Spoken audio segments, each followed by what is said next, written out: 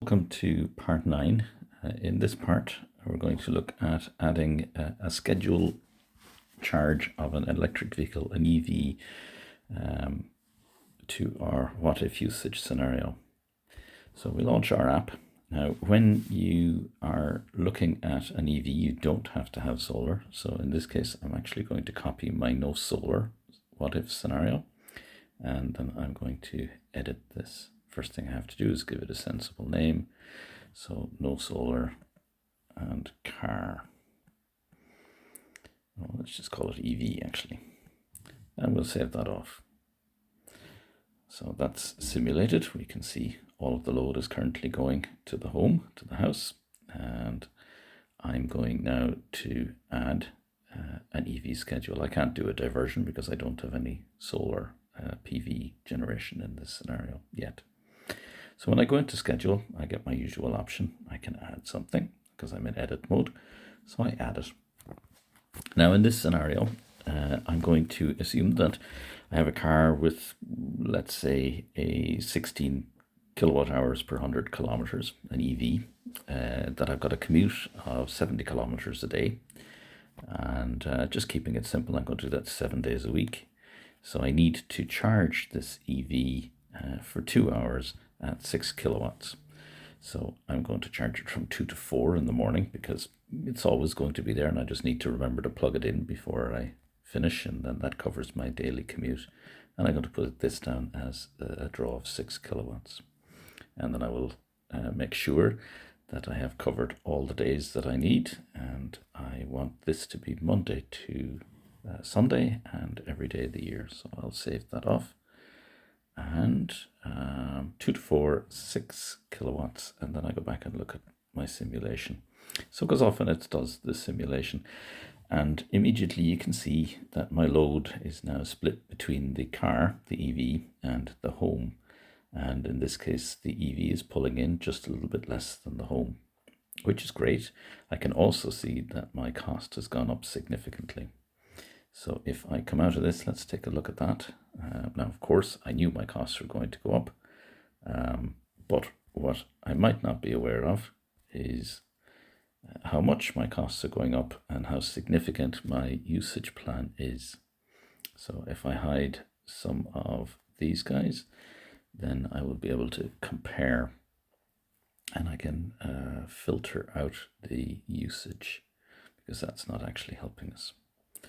And I can see the price difference here is quite significant. It goes from 2,300 if you have a fairly big discount, all the way to 4,000 euros, and lots in between. So when you buy your electricity and when you schedule your EV charging, it will have a significant impact based on the type of smart plan or day-night plan that you have. And interestingly enough, here the day-night plans don't begin to appear until you're about halfway down, but that's just an indication that the day-night plans aren't as good as they were. And there's another gotcha here that you need to be very careful of. A lot of these smart plans tend to have what I consider to be sneaky limitations, not just in terms of the number of hours, but also in terms of the amount of draw that you can have in a billing period. So we need to just keep an eye on that as well. Now, the exceeding the limits is not something that this app helps you with just yet. It's something that I'm hoping to add in the future, is to take into account when the draw at a particular rate exceeds some of these limits. So you need to watch out for that yourself at the moment. So if I go back to the usage and I jump in here, I need to understand or have an idea if I have in fact overstepped this limit. So if I look at my daily usage, I can filter this to show what I'm actually buying at any given time. And also I can look at my EV schedule, how much my EV schedule is contributing. And this makes complete sense to me.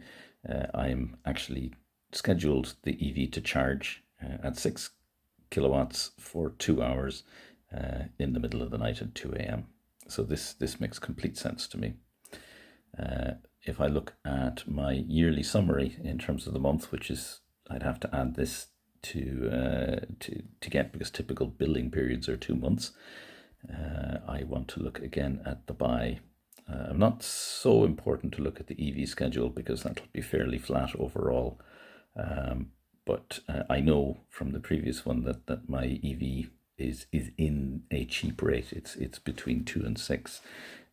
So if I hide the EV rate, the EV schedule here, I'll see that in fact in some months I'm getting pretty close actually, because typically it's in and around 900 every month. I'm not sure what happened there. Oh yeah, I zoomed in. There. Now I've zoomed back out again. So I'm typically around 800 units of electricity that's used every month. So if my cheap rate, which is the bulk of my usage, and again, if I go back to my daily, you can see this is where I'm actually buying the bulk of the electricity.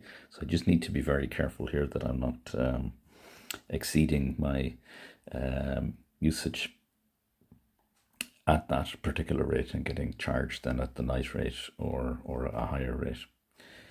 So that's pretty much it when it comes to adding an EV schedule. You can do it at any time. It of course increases your bill.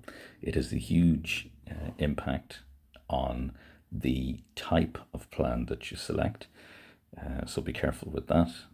It increases your load, and some of these summaries and usages can actually help you understand if and how your usage breakdown is made up. Okay, thank you for listening.